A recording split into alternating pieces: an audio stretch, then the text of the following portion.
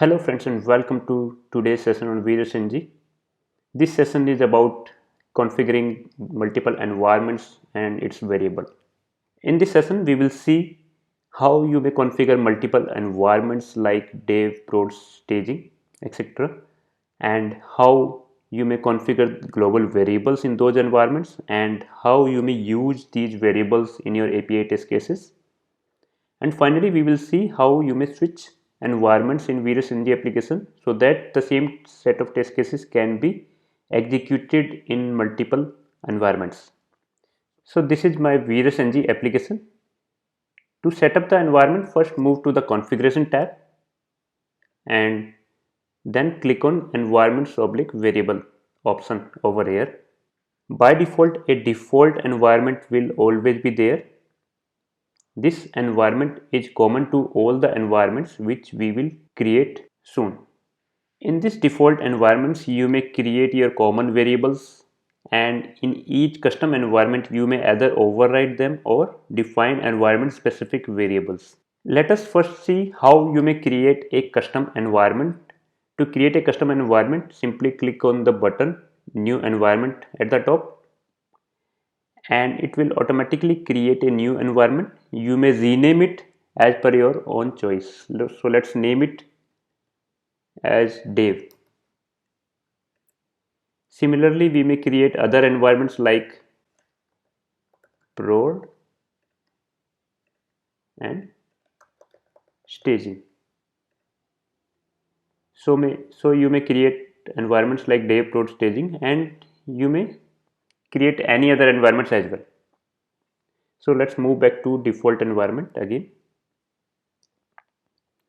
Now let's see how you may create global variables and what can be the values of these global variables. To define a global variable, first select the environment in which you want to create the global variable. Suppose we want to create the global variable in the default environment. These variables will be available in all the environments. So any common variable which you want to create, you may create it in the default environment. So let's create a common variable. So to create the variable, simply click on this new variable button at the top and specify your new variable name. Say our variable name is full name, and in the value field, suppose I would like to set vrstng. By default, the type of this variable will be string. Now suppose if we would like to create a variable which is having a numeric value, say number var, and suppose we specify it like 10, as the type of this value is string, so wherever you use this variable then it will be sent as string instead of a number value. But if you want to send this value as a number, then you just need to update the type of this variable to number. Similarly, you may specify boolean variable and you want to set it as true, and you may choose boolean over here, or an object, and you may specify a JSON object over here. Make sure you specify the correct format of the JSON and save it. Now you need to change the type to object. So in this way you may configure various variable. You may even have array as a value for the object type variables. Further, if you would like to calculate the value of a global variable via a script, then you may even invoke a utility method over here. For example, let's specify a variable, say timestamp, and let's invoke a utility method, say get timestamp, and you may invoke the utility method like this. Now we will need to define this utility method inside the utility method section. Say we will name it as get timestamp, and here we will need to replace it the return value. So let's implement this method over here. So in this way you may implement this method very quickly, and whenever you run your API test cases, then this timestamp variable will be available to you. The utility method may even return a promise as well. So that means you may even perform asynchronous operations to initialize your global variables as well. You may even read some data from your database or from other sources as well, and initialize your initial data in variables. Similarly, you may define your variables in specific environments. Suppose we would like to set the base URL. Suppose we would like to override the base URL variable in the production environment. So let's specify a specific value for this base URL variable. Later we will see how we can switch the environment in VirusNG application. Now let's see how you may use the global variables inside our API test cases. So just move to the test cases tab again. So variables can be used almost everywhere within an API test case. For example, you may use them inside the URL field. Like this, I have already used the base URL variable in the URL field. And you may use them inside the condition, loop source, external ID, and read Excel file field, execute command field, response processor field. You may use them in the request tab fully. You may use them inside the query parameters, request body, and request headers. You may use them in the entire validation tab, and you may use them inside the variables tab as well. So you may provide the JSON path as a variable, or you may even pass the arguments as variables to utility method over here. You may use them in the template data tab as well.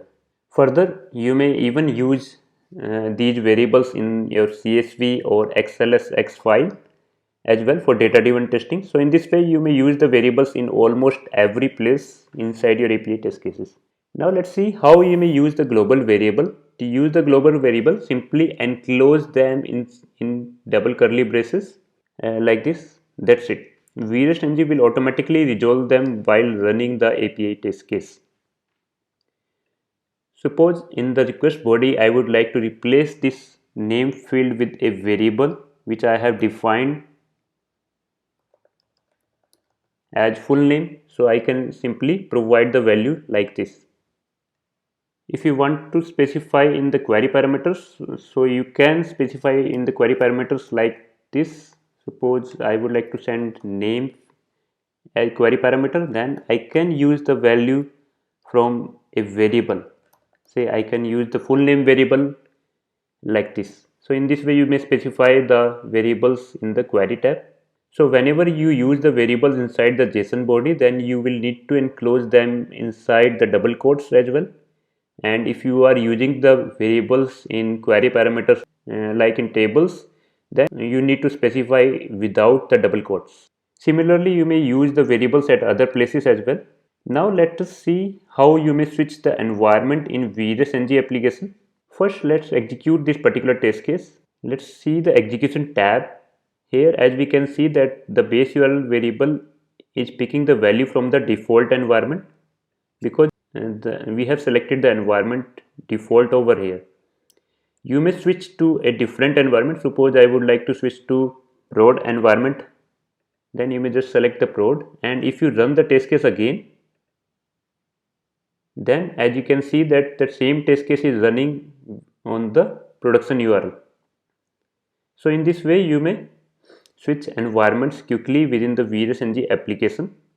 All the other variables will be resolved from the default environments automatically, and if you override some variables in specific environment, then the overridden values will be used. So changing environment is quite easy. So in this way you may run the same set of API test cases against multiple environments.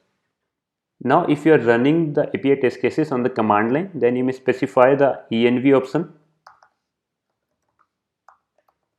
and you may specify the environment name over here. Suppose I would like to run the API test cases against the prod environment, and press enter. Now VirusNG CLI will execute the test cases against the production environment. If you don't specify the env option, then VirusNG will run the API test cases against the default environment. We will discuss on our command line utility in a separate session. That's it for this session. Thank you for watching this video. I hope this session has provided meaningful information to you. If you find this video helpful, then please like this video and subscribe to our channel. And feel free to comment on this video to provide your suggestions and your valuable feedback.